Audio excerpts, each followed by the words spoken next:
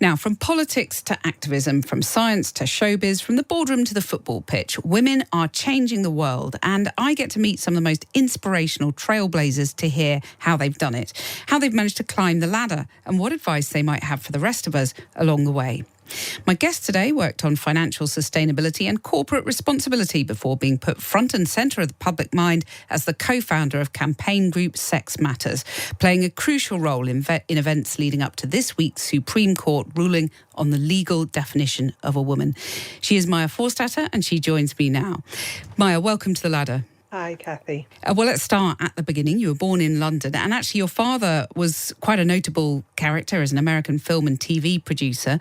So paint a picture of what early life was like. Sort of fairly normal life, not a particularly showbiz life. My dad came over from Philadelphia in the 60s and he was a film producer. And when I was 2, he made Monty Python and the Holy Grail, which was kind of his one. I mean, he made lots of films after that, but that was his big hit. And so, I mean, I have photographs of me on set. I don't remember it. Wow. Mum was actually in it. They made it on a very low budget. And my mum is one of the coconut cloppers. She was pulled in as an extra. So I was kind of crawling around on the grass in Scottish castles. My mum was carrying a big rucksack full of polystyrene or whatever it was and banging coconuts together. Oh, God, that's such an amazing claim to fame. Yeah. Did you grow up on a diet of Monty Python? Were you sort of force-fed watching it or not? No, not really. And my dad didn't go on to make the other films. He kind of fell out with them. And my mum didn't think it was very funny. So I mean, we used to watch them and then I'd kind of meet people and they'd be able to like recite the whole film. It was only really when I went to university and then I'd meet people and they'd go, oh my God, and they'd recite the whole film to me. And I was like, oh yeah, that happened. It's very funny to have such a sort of phenomenon being, you know, embedded in your life, and yet you're sort of on the periphery. And we'll come back to your dad's legal dispute with them later, because I'm interested how that might perhaps have informed your own legal battles, kind of watching him go through that. But were you ever tempted to go into the creative industries then, seeing your dad? Yeah, I mean, I did think about it, and, you know, lots of kids with parents in the movie industry go into the industry, and I didn't fancy it. I liked science. I'm quite a kind of serious person. I'm not really a show busy person. And I didn't really want, you know, I've kind of hung around on movie sets and been like the producer's daughter, and I didn't really fancy that. So I ended up going to university to study agriculture, of all things. It was the University of Newcastle, wasn't it? 1996, you went to study agriculture. Yeah. But you said you're a very serious person. Studious at school? I mean, a bit of a girly swat in inverted commas? Yes, yeah. I went to a state primary school and then I went to a private girls' secondary school in Hampstead, which was, everyone was expected to get all A's, and we worked very hard and we were very serious. And it was that kind of place where you could have, you know, heated debate. And then when I was 16, I left and went to America for a year. Wow. And I went as an exchange student, and so I went and lived in Oklahoma because you're an exchange student. It's a bit like being adopted. You put your file out and a family chooses you and you go where the family is.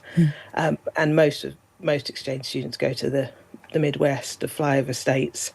And so, I went to high school in Oklahoma for a year. I was a flag twirler in marching band, and it must be a very formative experience. It was, yeah. Well, you know, I'm an atheist. There were Southern Baptists. We went to church. It was just a completely different experience from anything I'd had. And interesting, given the events of the last few weeks and, you know, years in your campaigning, you were seeing very different perspectives there. Did you learn to have a sort of good argument? Did you learn to sort of disagree respectfully, or what? I really kind of learned to see that people are good from all different perspectives. I mean, I knew living with this family, they knew that I was an atheist. I knew that they were Southern Baptists. I was happy to go to church with them on a Sunday. That was their community. We didn't argue the deeper points about it. They were great people and I loved living there. And so it was really just, you know, it was just such a different place from growing up in North London. So agriculture at Newcastle University.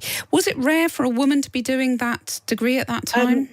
Yeah, I think we were probably about 15% of the course was women. So yeah, a lot more men, a lot of farmers' sons and farmers' daughters. And why And agricultural? From North I, London, you can't imagine yeah, I anything know. more out of place in a way. I thought I'd sort of feed the world. Mm. It's a Bachelor of Science, and I liked science, and I liked nature and biology, and I thought, well, people always need food. Um, And you were quite idealistic then, and I guess you can yeah, draw a line from that to what you then left university to do. Research on ethical trading, business mm. accountability. So, did you have a very sort of idealistic sense of what you wanted to do in the world? I didn't have a sort of strong sense of what I wanted to do, but I think I had a strong sense that I wanted to do something important. I remember not long after I'd left university following the story of Helen Steele, who did the McLibel case. Oh, of course, yes, And, yeah. she's a little bit older than me, but not that much older than me. And I remember looking at her and thinking, she is really brave, what she's done. She stood up against this corporation. Yeah. She stood up for what she believed in. She went through this long legal case. And I thought, I wonder if I could ever do that. But I Wow, had no that's so idea. interesting. You can see the seeds very much of what you ended up doing. Well, we'll hear more about what came next very shortly because we'll have more from my ladder guest this week, Maya Forstater, in just a moment. Across the UK, on DAB, online and on your smart speaker. Drive on Times Radio with Cathy Newman. Welcome back to The Ladder this week with financial sustainability and corporate responsibility leader turned co-founder of campaign group Sex Matters, Maya Forstater, who's about to tell me about her journey up the ladder. Well, you entered the world of economic and social research, working with UNICEF, South African Renewables and many more. So just give us a sense of how your career was sort of taking shape at that point. Well, I started at the New Economics Foundation, a think tank. Started as an intern, as lots of people do, then got a job as a researcher, worked there for a few years, and then I had my first child. So I had my first child at 25, which is, not that Quite young, young. but not that old. And so I took a few years off, and then I started working from home. So I came back into the same kind of work, but freelance, working from home. And for several years, I worked on days beginning with tea, and then gradually worked more. And then at a certain point, my husband, who I'd met at work, he ended up becoming the main child carer, and I ended up becoming the main wage earner. And I was traveling and going to China and doing all kinds of exciting things. As my children were getting older, and I was had put more time and myself back into work. And then in 2016, I think, I got interested in international tax. There was an idea at the time, and still floated, that if big corporations could tax multinational corporations correctly, they would have enough money to pay for all the schools and hospitals and international development that they need. And it's true that it's hard to tax companies like Google and Amazon, and the internet economy is much harder to tax than factories and than mines and so on. So there is a real challenge there, but it's not going to get a whole lot of tax revenue for countries like Malawi. And it was being sold on that basis by charities like Oxfam, Christian Aid. They had big campaigns for tax justice, saying if only we could fix the international tax system, we'd have all this money for international development. And I looked at the calculations that the charities were making, and I thought, this is pie in the sky. It's kind of virtue signaling. It's finding a good villain that you can get behind, but it wasn't going to deliver what it was promising for developing countries. And that's how I got the job at the Centre for Global Development, which is an international development think tank that is usually very evidence-led, but had sort of bought into this idea about international tax. And when I showed them where they'd gone wrong, they commissioned me to do some work. And so you're kind of now coming to where, bizarrely in a way, your work on tax and how your career was going led you to exploring issues around sex and gender. Tell us how that came about. So I was working at the Centre for Global Development, and in 2018, UK government started its consultation on proposal to reform the Gender Recognition Act to make it easier for people to get a gender recognition certificate, which would change their sex for some purposes. And I was on Twitter. I'd been on Mumsnet when I was, when my children were younger. I had a Mumsnet account. And I just started to see this on Twitter, this debate about women's rights and trans rights, and see the vitriol directed towards women who seemed to me to be having reasonable, evidence-based questions about what this policy would mean and what it would mean for women's rights. And they were getting called Nazis and fascists, and when they would try to meet, they were being physically attacked. So I started a Twitter list so you can follow a debate without making public that you're following it. And I did that for about a year, just reading tweets, reading things on Mumsnet, trying to work out where I stood on the issue. So by September of 2018, I knew what I thought, and I wanted to do something and speak up. So what happened next? I started writing an essay about sex and gender and international development, so the world that I was working in. I sort of pushed the doors that were in front of me to see what would happen, and each of them led somewhere. And the tweeting and writing an article led to me losing my job quite quickly, in fact. And I didn't expect that at all, because the place that I was working didn't take institutional positions. Different researchers within it disagreed about things. Yeah. And it had a culture of debate and evidence. You ended up going to court over the Centre for Global Development's failure to renew your contract. Were you in some ways inspired by your dad taking legal action? I mean, he sued 5 living members of Monty Python over a royalties dispute. Was that in your mind? Well, it was, but I had sort of sworn to myself that I'd never sue anybody, because what I saw my dad going through was that a court case eats up your life, both your personal life and your professional life and your mental well-being. And I'd sort of sat on the sidelines of that when he was in his case with the Pythons, and the lesson I took away was never sue anybody. So after, and also... So ironic. I know. And because at the Centre for Global Development, I wasn't on an employment contract, I was self-employed and I was a visiting fellow. When they didn't renew my contract, I had no idea that I had any employment rights.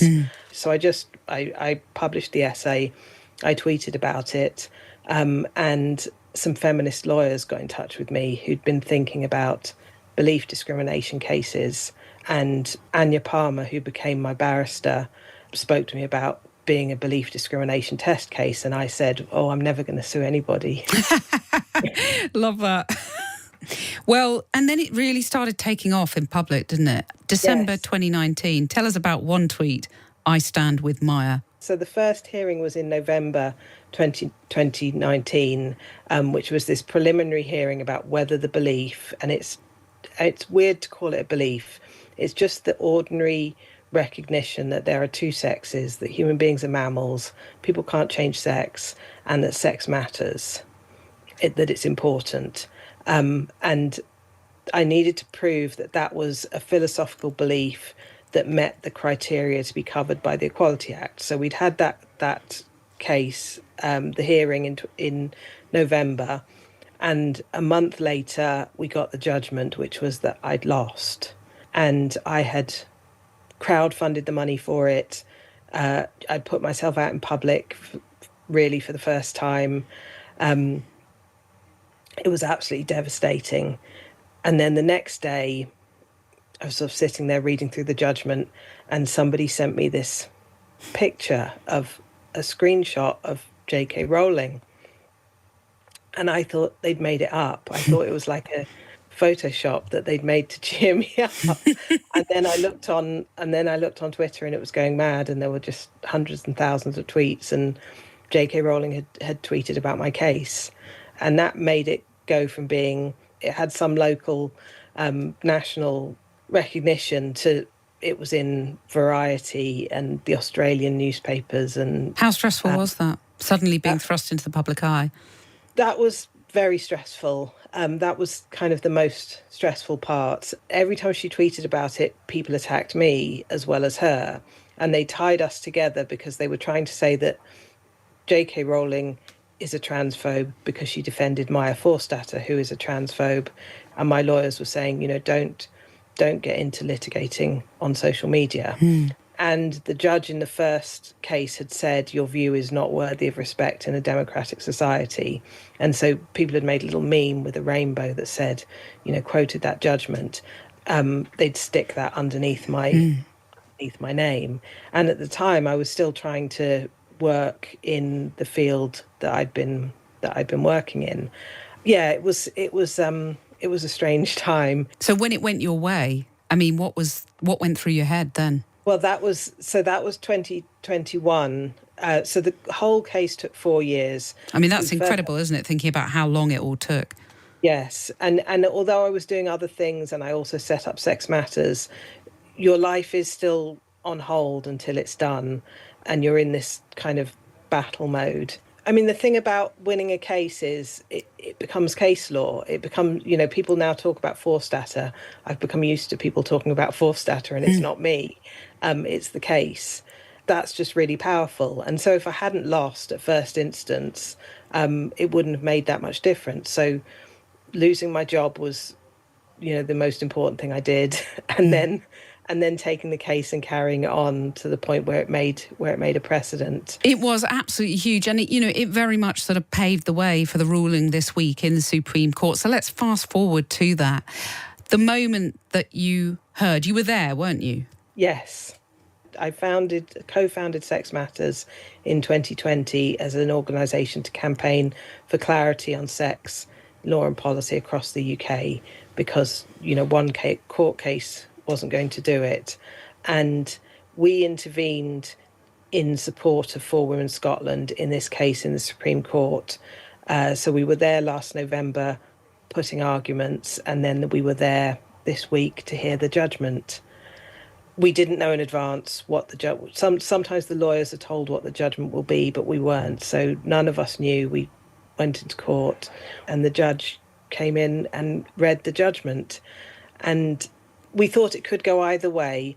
And we also thought there was a sort of scale of how good the judgment would be in terms of it's not just whether For Women Scotland won or lost, but in a long judgment, there's all kinds of rationale and things that can be taken out of context or things that can be helpful for people to understand what the law means.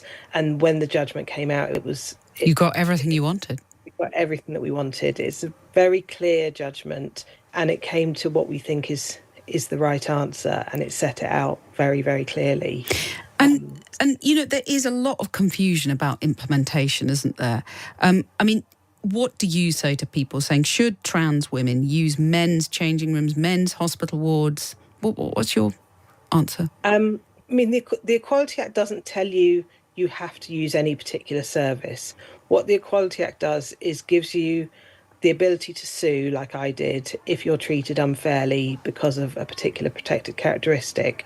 But it also gives exceptions to service providers to say there are some situations where you can treat people differently based on their age, based on their sex, based on other characteristics about them. And so in most everyday situations, you don't force people to go into the men's or the women's. You say, there's a men's changing room, there's a women's changing room, there's a unisex option. Or there's not always a unisex option. That's the problem, isn't it? It's true, but people make life choices. If you put a lot of effort into trying to look like a man, then you're not going to find it comfortable to go into the women's. But that doesn't mean you have a right to go into the men's, because the men have a right to privacy and dignity just as women do. And so I think over the past... This is about the Equality Act 2010. It's 15 years old. For the past 15 years, it's been misunderstood. It's been misunderstood that the Equality Act gives people the right to use opposite sex facilities if they have a trans identity. And what the Supreme Court showed is they don't have that right. What they have a right is not to be discriminated in general, so not to lose their job, not to be bullied and harassed at work, and not to be paid less, for example. Wouldn't the fairest thing to them, and a lot of trans people are feeling very hurt and angry about the ruling, wouldn't the fairest thing for them be to have a third space in hospitals, schools, whatever?